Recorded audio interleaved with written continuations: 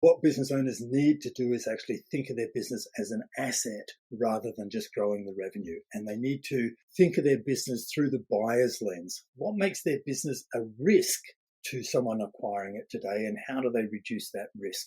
And if they think about it like that from a buyer's lens, then they'll actually be able to exit their business. The myth, if you like, is that every business is worth something and it can be sold. Welcome to Reinventing Perspectives. Today we have an amazing guest. We have Darryl Bates-Brownsword. Darryl, I'm so honored to have you here. Please jump in and tell us, who are you and what's your mission? Darryl Bates-Brownsword. Yes, I run a consulting business called Succession Plus. Succession Plus is designed to help mid-market entrepreneurs and business owners to exit their business on their terms. What do we mean by that? 20% of businesses that go to market get sold. So 1 in 5 get sold. We want to change that. Why? It's just so avoidable. Business owners want to get the most from their life's work. They want to maximize value after they've built their business for 10, 15, 20 years or more. They think of their business as contributing to life after work and funding life after work. And we want to make sure that this actually happens. With only 1 in 5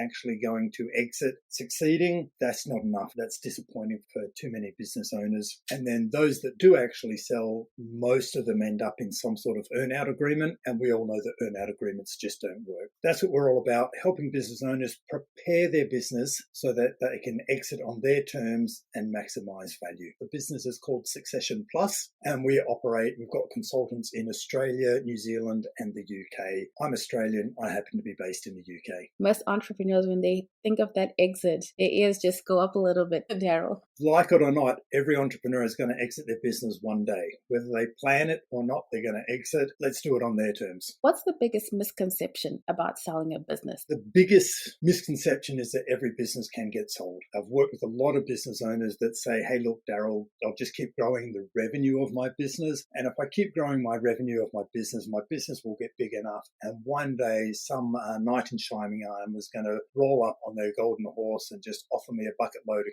cash, and I can then just ride off into the sunset and live happily ever after. The reality is that just rarely happens. So what business owners need to do is actually think of their business as an asset rather than just growing the revenue. And they need to think of their business through the buyer's lens. What makes their business a risk to someone acquiring it today, and how do they reduce that risk? And if they think about it like that from a buyer's lens, then they'll actually be able to exit their business. The myth, if you like, is that every business is worth something and it can be sold. And the reality is that only 20% of businesses that go to market actually get sold. The rest just evaporate, disappear, close down, fire sale, or what have you. We've got to set your business up for exit. That's the key message here. When exactly should an entrepreneur or a business owner begin thinking about an exit plan? There's a lot of talk about, investors don't like people who build businesses to sell, or entrepreneurs that are not that passionate about their business and are just thinking about an exit. There's so many voices out there in the marketplace. So maybe you can clarify for us. Yeah, it's a really good question there. And some people are saying, as you're saying, hey, I'm never going to sell my business. I'm never going to leave. Well, you're doing your family a disservice if you're thinking like that, because at some point, we're all fallible. We are going to exit. If we don't plan it, we're not looking after our family or whoever comes after us, the employees in the business as well. Hypothetically, the best time to think about your business exit is when you start the business, right? So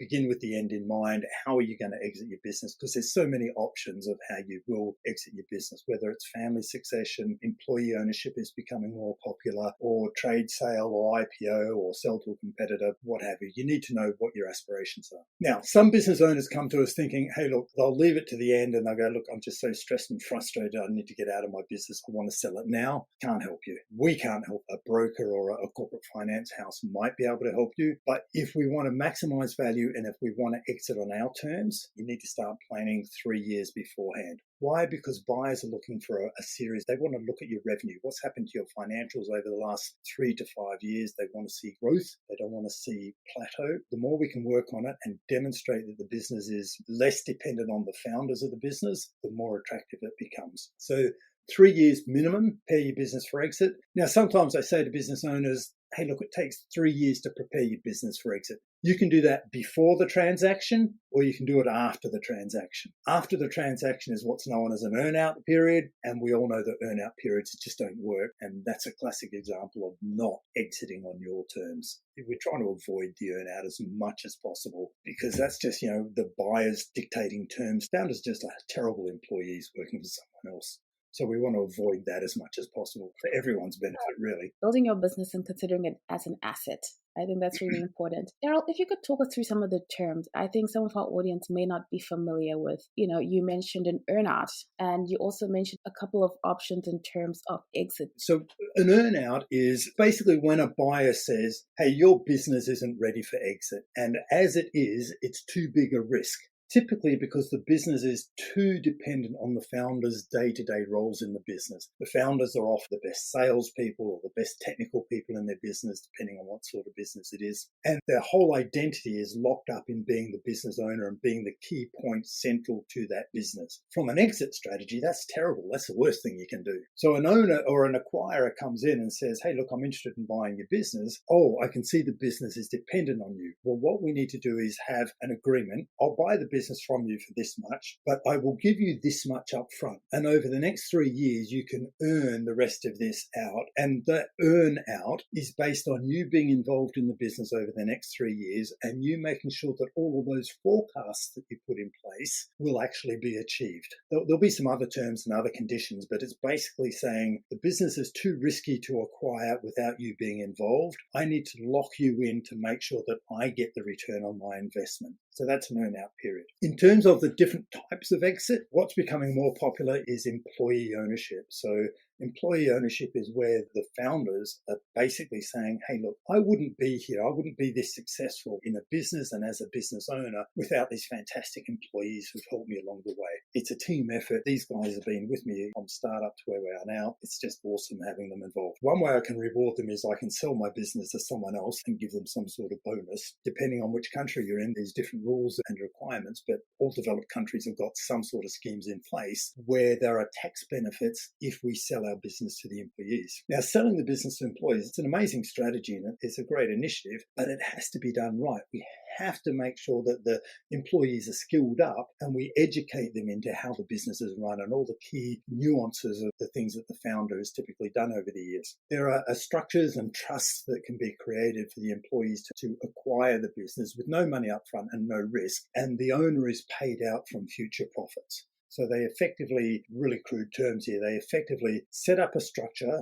a trust structure where there's no risk to the employees, but the structure owns the business. The employees run the business as the business has always been run. They agree what the business is worth, whatever the number is. They'll pay that off over future profits to the owner. Once it's paid down, all future profits can be distributed to the employees as a whole, and they own the business as a whole. The trust then runs the business on behalf of the beneficiaries, which are the employees, and depending which country you are will determine how the rules are for that. So that's employee ownership, and that's becoming more popular. Great strategy. IPO is when the business becomes really big. It becomes a public company and it's sold on the stock exchange effectively. So that's a public company. We can have family succession. That's when the founders grow the business up and the next generation of the family flow through and take over the reins. Sons, daughters, nieces, nephews, what have you. They come in and you get a natural family succession that way. Sometimes you can do an MBO. MBO is a management buyout. Management buyout is when one or two or three or a handful of key employees, typically leaders, come to the owners and go, hey, look, collectively, we want to buy the business from you. So we've put a deal together. We may have gone to the market and got a bank or some other funder to help us with money, but we've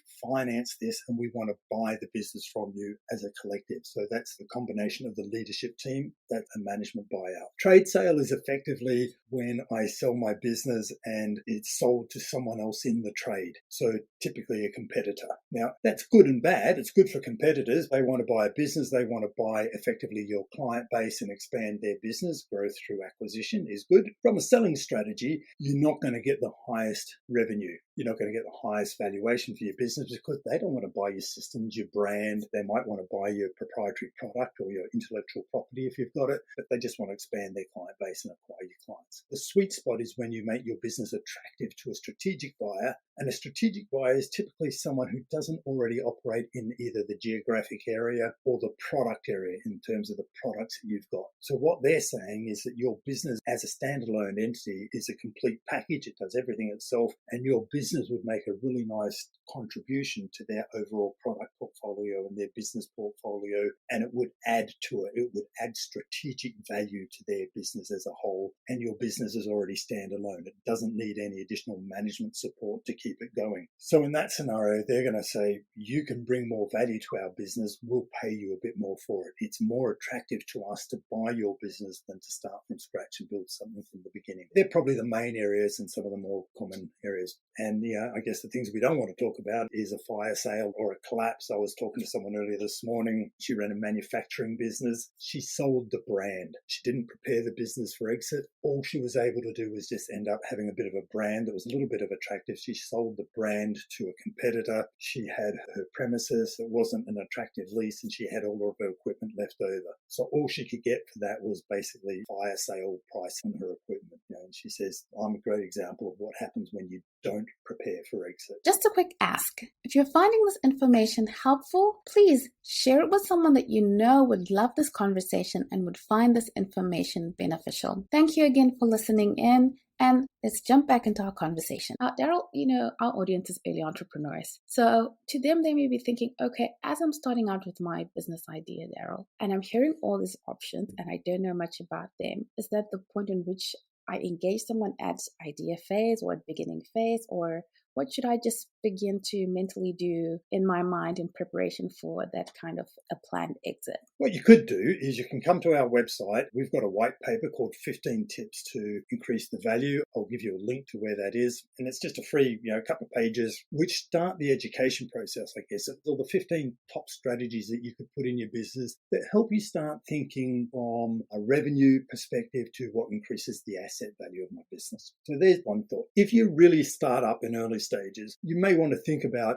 how you're going to exit and what sort of time frame you are. So that helps you appreciate how big you'll get your business. If you've got a certain time frame, how far you can get in that time frame may create some limitations as to how far you'll get and how big you'll get. So therefore, what your options are available to you. If you're in startup and if you're bootstrapping, you're self-funding the startup, hey, let's face it, the reality is you're not thinking about exit. You're thinking you've got the whole future ahead of you, especially if you're younger. And the number one thing you need to be focusing on now is bringing clients in and proving the concept. So all of your energy is going into getting this baby up and running and bringing clients in and proving that you can do that. Increase your capacity as your revenue increases and keep growing your business. Once you've got about 10 or 12 people in your business, you're at a size where you need to start thinking about a management structure. Why? Because a span of control for one person is 7 and 10 people at a stretch. I can control everything that's going on in my business. If there's just me and I've only got 7 people, every person can have a direct relationship straight to me. And you'll see that that's why a number of businesses sort of cap out and plateau at about £1 million revenue in the UK. It's about $1.5 to $2 million in Australia, and similar in the US, that 1.5 sort of million mark. 10-ish people. There's a lot of businesses that just cap off at that level. And it's because the founder or founders haven't figured out a way, how do I create a structure, an operating structure in my business that allows me to delegate tasks and maintain control? They all hear that, as I work on my business, I need to figure out a structure to delegate tasks. But delegation isn't abdication. It's not just dumping it on the person and then just hope that they can cope. You need to train them how to do it. That's a functional operating structure to grow with my business. Now, that's going to be a fantastic foundation as you start to continue to grow and scale your business. And that structure will still be really useful for when you're starting to think about exit. That structure means that you can build the business so that you're not involved or you're not required day to day in an operational key role. We need to get the founders where they're focusing on the vision and the culture of the business, and that they're coaching rather than playing. In other words, they don't have a key operational role. That's sort of a couple of high-level ideas of how to take your business from one step to the next in 30 seconds. Hey, small business family, quick pause here. If you've been listening and thinking, I need help getting clear on my message and how to actually market this amazing thing I've created, I've made something just for you. It's called the Clarity Intensive, and it's 2 focused sessions, one-on-one, where we untangle your ideas, map out your next best move, and build a foundation for real business momentum. If you're done thinking what's the right thing to do and you're ready for a customized strategy that fits you, this is for you. You'll find the link in the show notes, or you can visit the website www.reinventingperspectives.com/shop, and you'll see our Clarity Intensive one-to-one marketing coaching. Let's get back to the show.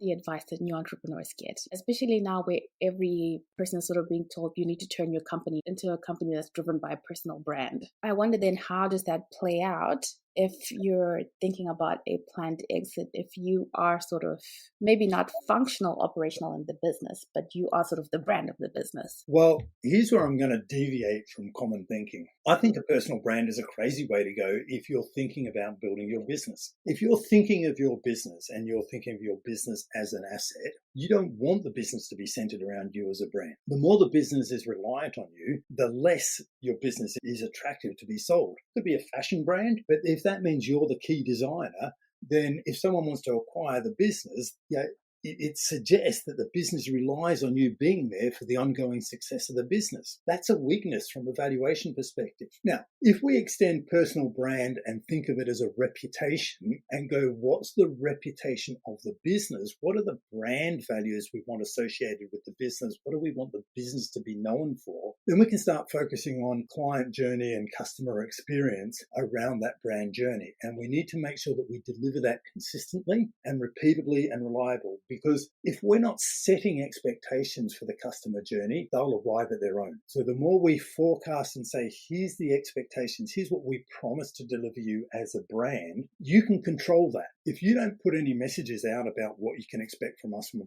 brand, every person will just arrive at their own assumption of what they think they can expect from you, and you can't control that, and you have no way of delivering it. I'm a fan, I guess, of building a position for the business. What's their position they want to hold in the market? I get that with social media, we've got, key person of influence, and we need that people to promote that and be the mouthpiece. But I believe that we need to promote the brand values rather than the person. The more I promote me, the more I'm locking myself into the business, which makes it worth less as something to acquire. Different perspective for people to really think about. Now, for people who are like, okay, I've been in business for a while, I'm still sort of early as an entrepreneur, and I'm just kind of curious, like, what is the valuation for my business? How would I go about that? If you do a search on the internet, you'll find 1,000 sites will give you a free valuation. And it's a starting point, and it's making a whole lot of assumptions. So there's some generalizations around valuation. Like anything that you're selling, it's only worth what someone's willing to pay for it. So a valuation is effectively a recognition of future cash flow or future profitability of the business. There's a number of ways to do it, depending on, if we've got physical assets or if we're a service-based business, and how sticky the clients are. Like if I bring a client in, do they stay with my business for years, or am I forever looking to buy new clients? One fact is, what does my client base look like? And in other words, what does my revenue look like for the business? That will influence the valuation. Is it continually transactional, or is it long-term cash flow and contracted revenue? The next thing that I'm looking at that's going to influence valuation is my staff, the people in my business. Do I have to get gurus that are so well qualified and trained, or can I get anyone into my business and train them in my business? And how long do they stay in my business? Like, what's the pool for potential employees in my business, and the longevity and the loyalty of employees in my business? Then I start looking at the systemization of the business. How well structured is it? Are processes done in a consistent, methodical way, or do I start from scratch every time? Is it totally custom dependent? And I start from scratch every time I go through one of my processes. The more systemized and more structured it is, the more reliable it is, and the higher control I've got over my process, and therefore my output. The next thing I'll start to look at through a buyer's lens is, do you have any proprietary product? Have you got some sort of IP? And it could be product architecture IP or a methodology in some of the consulting firms, where if I want that methodology, if I want that product, I have to come to your business to get it. So therefore, you've got some pull in the marketplace. You've got clients coming to you because of your methodology, rather than you having to go out to get clients all the time. Next, I want to have a look and go, hey, what are your routes to market, your channels? Where do your clients come from? from? Do they come through multiple different channels, or is it all client referrals only? Is it through your website? Is it through some outbound marketing? Is it through some social media and inbound marketing? If it's a combination of different channels and events and what have you do, you've got a number of different channels that are pulling clients in. The more reliable and predictable those channels are, and the more you can assess your cost of client acquisition or your customer acquisition and your lifetime customer value, the more they are mapped out and documented, the better. Then I'll start to have a look at, what's the brand of the organization? A lot of entrepreneurs, they'll get to a certain size and they'll get to a point where they invest the first time round in getting some branding and proper logos and style guides for their business. It's a rewarding time. But it's still often on a smaller business, that brand is still it's a first step for an organization. So I start to ask, how well is the brand known? Is the business brand known in the local area, or how widely is that brand known? Or is it really just about Bob who works for Acme? Or is it Acme and Bob works for Acme, if you know what I mean? What comes first, the brand or the person? If we've got a brand that's established, then I'll go, hey, look, that brand is worth something. And then I'll look at all of those things and I'll go, okay, so these things contribute to the value, and then I'll look at the scalability. Can I take this business and this model and this business model and formula, and can I replicate it elsewhere easily? Can I plug and play? Then I've got a beautiful business model that I can replicate. I think Michael Gerber called it a franchise prototype. Great term. So if I've got a plug and play business model, or do I have to repeat and redesign too many things to expand above my current location and footprint? So there's another area that will influence the valuation. So they're the things that an acquirer is filtering through the back of their mind. And they're often summed up with a formula. The business formula is always narrowed down to, and this is what entrepreneurs are looking at. They're going from an entrepreneurial perspective, the formula is a combination of a profit number, often EBIT, which is earnings before interest and tax, a profitability number of the business that's times by a multiplier, so a number that multiplies that profit. But it's often between 3 and 5 times the profitability of the business, and that reflects a return. A really crude rule of thumb is, and we started by saying what happens on these other websites, is that go, okay, so what industry is your business in? You're in this industry, therefore the multiplier for your industry is this, and we'll put in your profit number, therefore there's a valuation. Now, I gave you all that other information because I'm going, these are all the things that will influence that multiplier. Yeah, we can't just accept that there's your standard multiplier. It's just a starting point. And when someone gets serious about buying your business, they're all the things they're looking for. They'll dig underneath all the surface information and they'll want to uncover what's really going on. And then that valuation over time, once you're in negotiation, will change, sometimes significantly. Profit and a multiplier, there are some standard rules, but what you'll find on general websites is a really rough estimate. Thank you for breaking that down for us, Darryl. So many things were jumping into my mind, and I'm sure it's going to be with the audience too, where you begin to think about, okay, we need this list. You've got to go to succession.plus/UK/ebook for this list so that you can actually think through the decisions that you're making to see if you are growing the value of your business as an asset. So thank you so much for talking us through that, Darryl. It wouldn't be okay for me to not ask, what has been your biggest lesson talking to entrepreneurs and being an entrepreneur? We started this business, and I guess it's the biggest lesson after being working with SMEs since 99. And I've worked with SME business owners in Australia, in South Africa, in the UK, in the Netherlands, and a couple in the US. And what I've learned, and I can only talk about the countries I've worked in, there's consistency in the way business owners think and operate and how they behave and make decisions. Entrepreneurs, we're invincible. We can do anything, and we don't think about planning our exit because, that's years away, and I don't even want to think about that. And there's no way I'm going to exit, through an unplanned exit. I'm not going to get hit by a bus, am I? So the biggest lesson I've learned is that business owners, life slips by, and it happens, pretty quickly when you look back. And they'll get to a point where they go, I do want to exit my business, and I want to exit now. And they haven't done anything to plan for it. And they hope, it's a hope strategy. Entrepreneurs are always optimists. And they just hope that they can get their business to a stage that someone will come and offer them something for it. And without planning, they either won't get sold at all, they'll take it to market and it won't get sold, or it'll have some sort of horrific earn-out agreement, or they'll just have to fold it in because they won't even be able to find someone to acquire it. If you do want to exit on your terms and have a graceful exit and enjoy it and not be wondering if you've got enough money to fund life after business and whatever you do next, then you really need to plan it. You need to think about the 21 steps, these 21 things that you need to put into your business to make sure that it is attractive to be acquired. If you don't do that, you're just not going to be one of the 20%. So that's the biggest learning. And that's the whole reason we started Succession Plus in the first place, because we just saw too many business owners weren't aware of what you had to do to achieve that successful exit. If you talk to entrepreneurs today, if you talk to most of them and go, hey, look, business owner, did you know that you need to work on your business and not in your business? And when you say that, like you, they'll all give a knowing smile and a nod and they go, yeah, I'm familiar with that concept. I know I have to work on my business and not in my business. Now, we can argue whether they're doing it or not, but they're familiar with the concept. If you say to them, you need to prepare your business for exit, they're not aware of that. Again, that's why we created Succession Plus. We need to bring that knowledge to the market.